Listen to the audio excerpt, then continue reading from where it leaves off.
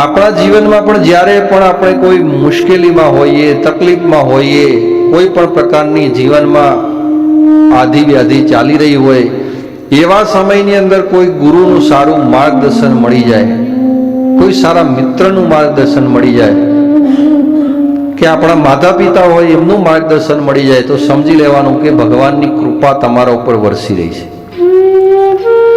સમયાંતરે યોગ્ય અને અનુરૂપ માર્ગદર્શન એ લોકોને જ મળતું હોય છે કે જે પરમાત્મા લગતા કાર્યોમાં જોડાયેલા હોય,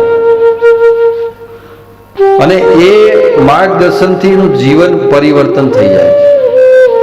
અને જીવનમાં કોઈ દિવસ પરિવર્તન આવે તો એનાથી કોઈ ડરવાની જરૂર નથી.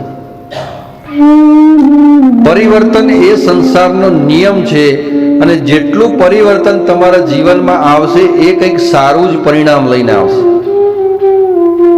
એ તમને અત્યારે ખબર નહીં પડે, પણ જ્યારે એ સમય સારો થશે ત્યારે ખબર પડશે કે ખરેખર પરિવર્તન આવ્યું, પરંતુ એનાથી મને ઘણો લાભ થયો.